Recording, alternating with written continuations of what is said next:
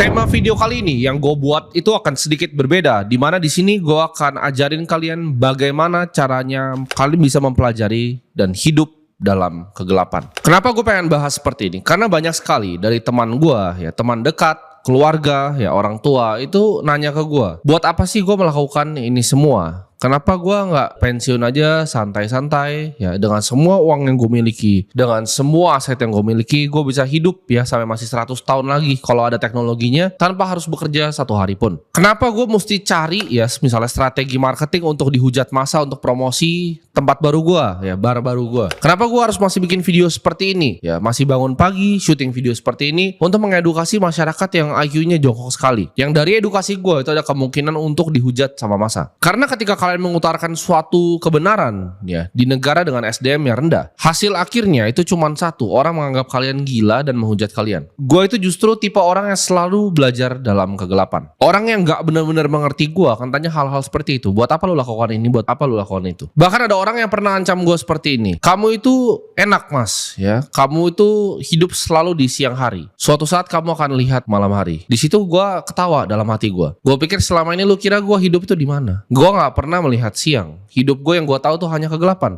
Ya dari gue kecil sampai sekarang. Dari kecil gue udah merusak mental gue untuk jalan ya ke tempat yang gelap ini. Jadi gue dari kecil gak pernah ngeliat terang. Jadi kalau lu ngancem gue untuk bilang siang gue akan jadi malam, gue selalu hidup di malam hari. Dari kegelapan itu gue bisa belajar ya potensi diri gue. Sejauh apa gue bisa push diri gue secara fisik maupun mental. Lu itu sebagai manusia ya gak akan bisa melihat jawaban di siang hari. Kalau misalnya semuanya itu lagi happy, lagi senang, hidup lu lagi di atas angin, lagi berbunga-bunga, lu terbutakan akan semuanya ya. Lu lebih gak aware karena itu siang hari. Lu gak aware, lu akan dicelakain sama orang karena siang hari. Lu gak bisa melihat justru titik lemah lu itu di mana. Tapi gue bilang di sini, kadang hidup itu akan bikin siang kita itu menjadi gelap. Orang banyak yang bingung, gimana caranya gue bisa mencapai diri gue yang seperti sekarang ya. Mencapai semua ini di usia yang sangat-sangat muda. Ya mungkin salah satu yang termuda baik di Asia maupun di dunia untuk punya aset sebanyak ini. Orang bingung gimana caranya. Jawabannya gue selalu pergi ke tempat yang paling gelap di otak gue untuk mencari jawaban. Itu jawabannya. Ini gue gak pernah share di mana-mana. Gue dari kecil ya, dari gue sangat kecil ketika gue ngerasa gue itu gak bisa bantu keluarga gue. Di saat gue merasa waktu itu gue tuh seperti pecundang. Gue gak bisa angkat derajat keluarga gue.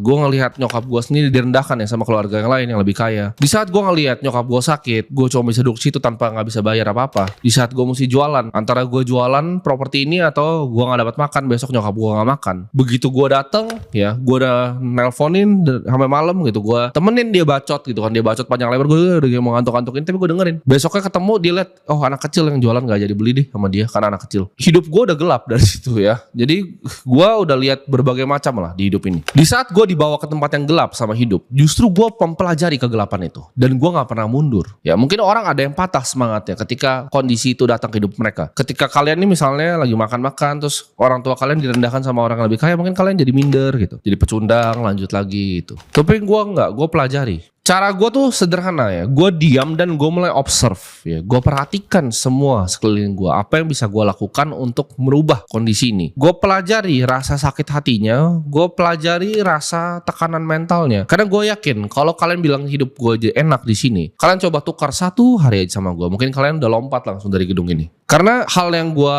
lakukan di pikiran gue itu kalian nggak bisa bayangin apa aja yang terjadi di hidup gue.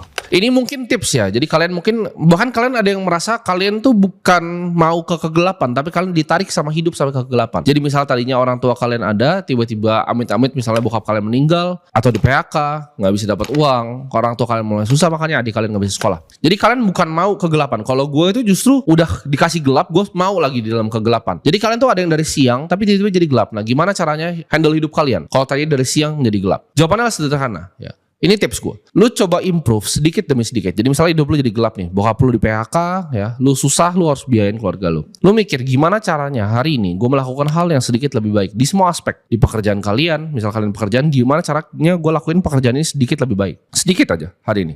Gimana caranya hari ini misalnya gue at least gue olahraga gitu hari ini. Jadi lu lakukan improvement sedikit demi sedikit di kehidupan lu itu. Gue gak ngomong setahun ya, gue gak ngomong 2 tahun, bahkan gue gak ngomong dalam 6 bulan. Cukup ya 30 hari.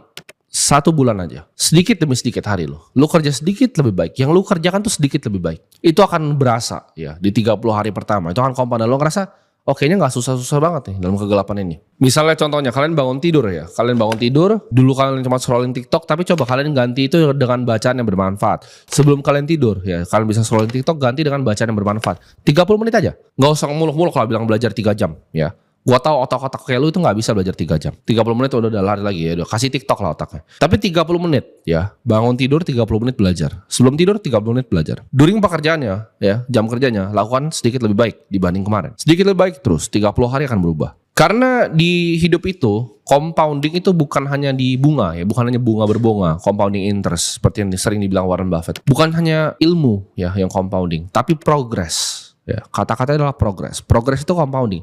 Dan ketika kerasa itu cepat sekali rasanya. Lu rasakan lu sebagai manusia yang berubah nanti ketika 30 hari selesai ini. Jalan yang terang itu gak akan bikin hidup kalian puas ya. Jalan di siang hari itu gak akan bilang kalian puas. Tapi hidup dalam kegelapan itu yang akan bikin kalian puas. Gue gak pernah iri sama sekali ngeliat anak dari orang kaya ya. Makanya kalian itu yang bilang, kalau misal kalian iri sama orang bilang, oh dia anaknya orang kaya, itu harus kalian bagus dia anaknya orang kaya. Oh dia anaknya orang kaya, oh dia ini. Itu betapa rendahnya otak kalian. Makanya kalian pikir seperti itu. Dan kalian iri akan hal itu. Gue udah dulu gak pernah iri. Kenapa? Karena mereka hidup dalam siang hari bos. Bapaknya mungkin yang hidup di kegelapan ya. Makanya generasi 1 bikin, 2 besarin, 3 hancurin. Karena anak-anak ini ujung-ujungnya pecundang. Gue gak usah jauh-jauh. Lihat anak-anak konglomerat yang generasi dulu. Anak-anaknya semua. Apa bukan pecundang? Jadi itu generasi 1 tuh bikin ya, anaknya tuh hancurin. Mungkin yang kedua dapat satu yang pinter, yang ketiga itu udah pasti hancur. Karena mereka hidup di siang hari ya. Baru bangun ya kan. Udah lihat bapaknya ya dikasih duit. Main cewek gak jelas. Hidupnya sampah ya.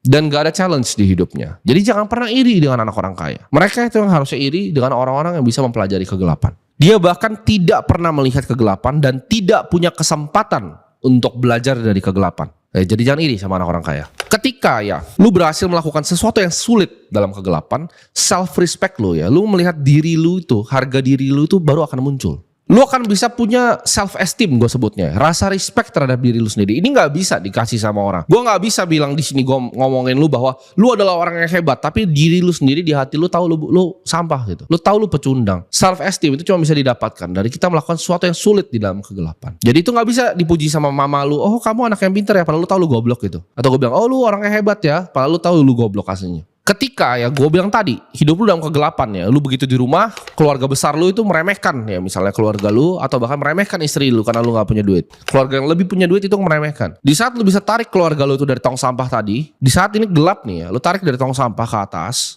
keluarga lu dan lu lihat perubahannya gitu, progres perubahannya. Keluarga lu mulai jilatin kaki lu bisa kasih kaki begitu. Mereka mulai jelatin kaki lu. Nah itu self esteem lu muncul di situ. Ya kepercayaan diri lu muncul. Self worth lu muncul di situ. Pride lu muncul di situ. Gue kasih tahu ya, manusia itu bukan puas akan pencapaiannya. Misalnya lu pengen beli mobil BMW ya. Lu ketika dapat mobil BMW lu tuh, gue tanya ke lu senangnya berapa lama? Sehari kah? 10 hari? 20 hari? 6 bulan? Setahun? Seneng lu setahun karena BMW kesayangan lu itu? Jawabannya pasti enggak. Mentok-mentok juga udah seminggu lah. Lu senang seminggu gitu. Kalau gue senang paling 5 menit. Rasa gue untuk senang beli barang tuh udah hilang gitu. Gue beli Sena juga 5 menit udah gak ada rasanya lagi. Lu berapa gitu beli BMW? Oke mungkin seminggu. Tapi manusia itu gak pernah puas akan mobilnya. Tapi progres dia sebagai manusia, dia manusia yang berbeda. Setelah dia dari dulu itu cuma naik motor terus bisa beli BMW, dia sebagai manusia itu udah berbeda. Self esteem dia udah berbeda. Bukan barangnya, tapi progresnya sana. Ini orang banyak yang salah. Gue lihat banyak orang bilang, oh kalian gak boleh bermimpi, kalian harus stop ya. Ada goalpostnya, ada tiangnya. Ya tiang akhirnya, finishnya gitu. Jadi jangan finishnya dipindah-pindahin terus gitu. Ini gue banyak banget dengar seperti ini. Ini menurut gue salah ini. Karena manusia itu selalu harus punya goal. Gue sebagai manusia, gue senang kalau gue set goal yang impossible, yang mustahil, dan gue break dalam waktu yang lebih mustahil lagi gitu. Jadi gue break terus, goal ke goal ke goal terus. Tapi yang gue suka bukanlah pencapaiannya sendiri. Itu nggak pernah pencapaiannya yang gue suka. Lu tahu yang gue suka apa? Progres gue sebagai manusia. Gue yang sekarang dengan setahun lalu jauh banget bedanya. Cara berpikirnya, cara bernalarnya, cara negosiasi dengan orang, cara berbicara dengan orang, koneksi gue semua sebagai manusia gue level up. Bukan gue punya harta berapa atau barang yang gue punya. Ketika lu bangun setiap pagi ya, selalu sadar bahwa hidup itu akan tiba-tiba tendang muka lu balik lagi ke ranjang. Maksudnya apa? Ada orang di Gaza sekarang yang bangun tiba-tiba rumahnya dibom. Ada orang yang bangun tiba-tiba dia didiagnosa kanker malamnya. Ada orang yang bangun tiba-tiba bokapnya meninggal.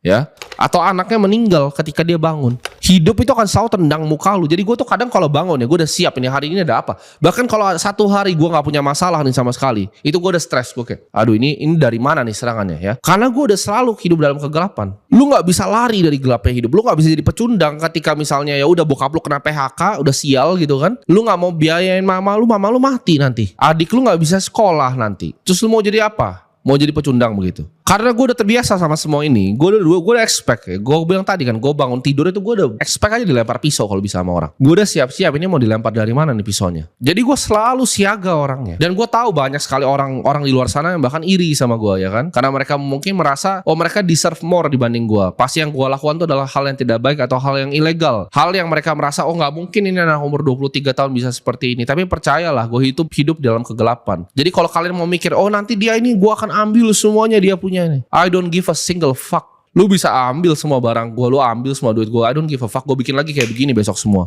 Karena itu progres gue sebagai manusia. Jadi gue gak akan takut, gue berbeda dengan orang lain ya. Gak ada yang pernah gue takutin apalagi cuman manusia. Siapapun lu, jabatan lu setinggi apapun, gue gak takut. Orang makanya tanya, kenapa gue masih melakukan ini? Ya kenapa gue bahkan masih syuting video ini?